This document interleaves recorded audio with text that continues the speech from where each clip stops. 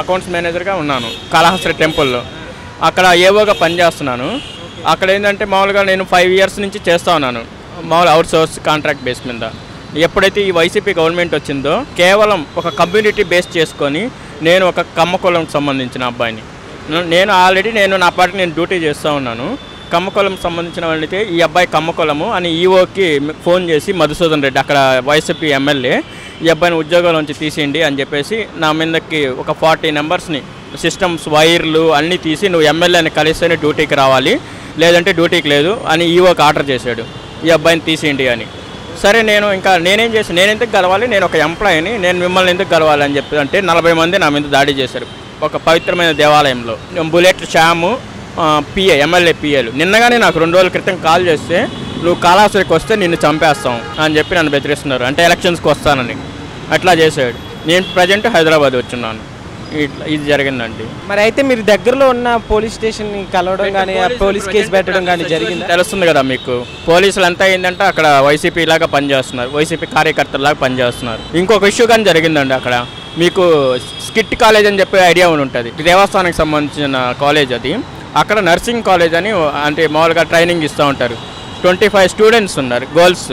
అక్కడ అక్కడ ఏంటంటే వాళ్ళని ఇల్లీగల్గా బ్యాడ్ క్యారెక్టర్గా టెంపుల్లో ఉన్న ఒక 2 పర్మనెంట్ ఎంప్లాయీస్ వాళ్ళిద్దరూ కలిసి ఆ అమ్మాయిలని మానసికంగా విధించడము ఆల్రెడీ కంప్లైంట్ కానీ ఇచ్చారు. ప్రతి ఒక్కరికి కంప్లైంట్ పంపించారు వాళ్ళు. మీ క్యాస్ట్ కమ్మ అని చెప్పి మిమ్మల్ని జాబ్లోంచి తీయించేయడం జరిగింది. అంటే ఒక క్యాస్ట్ వల్ల జాబ్ ఓన్లీ క్యాస్ట్ వాళ్ళని. ఎన్ని ఇయర్స్ నుంచి చేస్తున్నారు బ్రదర్ అది? నేను 5 years నుంచి ఏవోగా ఉన్నాను. ట్యాక్సేషన్, టీడీఎస్ ఫైల్స్ అన్ని. అతను గుడిలో ఏవోగా అకౌంట్స్ ఆఫీసర్గా పనిచేస్తున్నాడు. అకౌంట్స్ ఆఫీసర్గా పనిచేసేటప్పుడు జస్ట్ అదే కొంచెం అక్కడ లోకల్ ఎవరైతే గవర్నమెంట్ వస్తుందో వాళ్ళు సపోర్ట్ చేయాలి కదా. ఆ సపోర్ట్ చేయనప్పుడు ఏమైందంటే వచ్చి ఎమ్మెల్యేని కలిసిన తర్వాత ముందు ఎమ్మెల్యే దగ్గర పర్మిషన్ తీసుకోవాలన్నమాట. వైసీపీ గవర్నమెంట్లో ఎలా ఉంటుందంటే ఎప్పుడైతే గవర్నమెంట్ మారుతుందో ఎవరైతే పాత గవర్నమెంట్ వాళ్ళు ఉంటే వాళ్ళందరూ తీయేస్తారనమాట. సో ముందు మనం వెళ్ళి ఎమ్మెల్యే దగ్గర పర్మిషన్ తీసుకోవాలి సోన్స్ అని. సో దానివల్ల ఏమవుతుందంటే నచ్చిన వాళ్ళు తీయేస్తాడు. ఇతను ఏంటంటే గవర్నమెంట్ నుంచి వచ్చింది కదా ఆర్డరు, ఇప్పుడు టెంపుల్స్లో ఏ వాళ్ళు అంటే ఎవరంటే వాళ్ళు ఇవ్వలేరు. గవర్నమెంట్ దగ్గర కమిషన్ దగ్గర నుంచి వస్తాయి లెటర్లు వచ్చాయి కదా. నేను ఎమ్మెల్యేని కలిసి ఏం చెప్పుకోవాలి అనుకున్నాడు. నన్నే నువ్వు లెక్క చేయవా అన్నట్టు ఒక 20 మంది వచ్చి దాడి చేసి 20-25 మెంబర్స్ వచ్చి ఇతను ఒక్కరి మీద దాడి చేయడం జరిగిందా? కొట్టి బయట దోశారు. రేపు నుంచి రావద్దు అన్నాడు. ఇతను నాకు గవర్నమెంట్ నుంచి వచ్చింది కదా నేనేంది రాకుండా ఉండడం అని ఇతను అన్నాడు. జరిగితే కూడా ఏమీ చర్యలు తీసుకోలేదా? ఈ గవర్నమెంట్లో వైసీపీ గవర్నమెంట్లో మీకు చర్యలు అనేటివి ఉండవు, ఓకేనా. పార్టీ వాళ్ళకి సపోర్ట్ ఉంటుంది.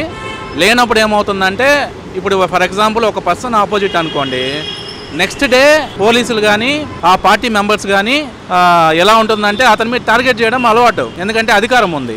ఇంకెవరు ఇప్పుడు అవతల అపోజిషన్ పార్టీ వాళ్ళు కూడా సపోర్ట్, ఇప్పుడు టీడీపీ ఉంది, టీడీపీ సపోర్ట్ చేస్తారు. కానీ ఎప్పుడైతే టీడీపీ వాళ్ళు సపోర్ట్ చేస్తారో నెక్స్ట్ ఇతను లేసి ఎవరైతే సపోర్ట్ చేస్తారో వాళ్ళు ఇళ్ళపైకి వెళ్తారు. దారుణం జరుగుతున్నప్పటికీ మీరు అసలుకి చర్యలు తీసుకుంటాం కానీ ఇదంతా ఎప్పుడు జరిగింది అసలుకి?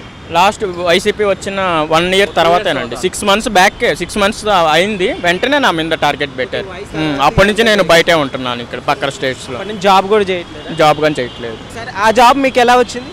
నేను మామూలు ఎగ్జామ్స్ ఇట్లా రాసి. సో దాడి అంటే ఎట్లా జరిగింది? అంటే 20 members ఒకేసారి రావడం జరిగింది? నేను ఆ రోజు ఏం చేశారంటే శివరాత్రి అండి, నెక్స్ట్ ఒక 2 days తర్వాత శివరాత్రి బ్రహ్మోత్సవాలు స్టార్ట్ అవుతాయి. ఆ బ్రహ్మోత్సవాలు స్టార్ట్ అవుతుంటే నేను ముందుగా కలెక్టర్ మీటింగ్ జరుగుతుంది. ఆ కలెక్టర్ మీటింగ్ అయ్యేసి నేను కిందకి లంచ్కి వెళ్తున్నాను. ఇంటికి లంచ్కి వెళ్తుంటే నేను లంచ్కి వెళ్ళేసి కాసేపు పడుకున్నాను. అప్పుడే కాల్ చేసి ఈవో పిఏ కాల్ చేసి నిన్ను అర్జెంటుగా రమ్మంటున్నారు ఆఫీస్కి అని చెప్పేసి నన్ను ఆఫీస్కి పంపించారు. అదంటే ఎందుకు, నేను ఇప్పుడే కదా వచ్చింది ఆఫీస్ నుంచి అంటే ఆఫీస్కి రాగానే మొత్తం కింద ఈవో ఆఫీస్ కిందే మొత్తం రౌండ్ ఆఫ్ చేస్తున్నారు మొత్తం టోటల్. వాళ్ళు ఏంటంటే 45 మంది ఈ అబ్బాయిని తీసేయండి అని ఈవోని రౌండ్ ఆఫ్ చేసేసి నన్ను కొట్టి సిస్టమ్ వైర్లన్నీ పీకేసి నువ్వు ఎమ్మెల్యేని కలిస్తేనే రా అని చెప్పి నన్ను బయట తరిమారు. టెంపుల్ అందరూ పబ్లిక్ డివోటీస్ అందరూ రౌండ్ ఆఫ్ చేశారు పబ్లిక్లోనే, ఆ ప్లేస్లోనే. అప్పటి నుంచి నాకు ఉద్యోగం లేదు, నేను బయటే ఆ వైసీపీ వల్ల. 3 రోజుల క్రితం ఏంటంటే నువ్వు ఇంటికి వచ్చినా కానీ నిన్ను చంపేస్తాము అని చెప్పి అంటున్నారు వాళ్ళు. ఆ పేర్లు ఏంటంటే ఎమ్మెల్యే పిఏ, నేను ట్రూ కాలర్లో చెక్ చేశాను. Bullet Shyam right hand, MLA right hand, మళ్ళీ సలీం పిఏ పర్సనల్ సెక్రటరీ. వాళ్ళిద్దరు ఏంటంటే నువ్వు కాళహస్తికి వచ్చిన మరుక్షణమే నిన్ను చంపేస్తాము బెదిరిస్తున్నారు. వాళ్ళ పేర్లు చెప్పండి. Salim Madhusudan Reddy PA, bullet Shyam. Proper Rajampet, AP. Jaganmohan Reddy. ఎందుకని?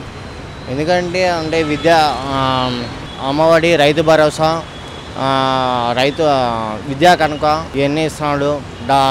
ఎంబీబీఎస్ మెడికల్ కాలేజెస్ వచ్చినాయి. మరి అభివృద్ధి పరంగా చూసుకుంటే వెనకబడి ఉంది అంటున్నారు కదా, నిరుద్యోగులు కూడా చాలా మంది ఉన్నారు, మొత్తం హైదరాబాద్ వచ్చేస్తున్నారు. ఇప్పుడైతే మొత్తానికి అన్నీ బాగానే ఉన్నాయండి. ఏపీలో కొందరు అంతా ఉంటారు, అంతే, అది కామన్. మరి ఈసారి పవన్ కళ్యాణ్ గారు చంద్రబాబు నాయుడు కలిసి పోటీ చేస్తున్నారు కదా, మరి జగన్మోహన్ రెడ్డి గారు వస్తారంట? వచ్చేది జగన్మోహన్ రెడ్డి అండి 100%. ఇంతకు ముందు ఎట్లుంది బ్రదర్ చంద్రబాబు నాయుడు గారు ఉన్నప్పుడు? అసలు ఏం లేదండి. హైదరాబాద్ ఇక్కడ ఉంది డెవలప్మెంట్ ఇదంతా చంద్రబాబు నాయుడే కారణం అంటున్నారు. దీనికి కాదండి, జగన్మోహన్ రెడ్డి అండి.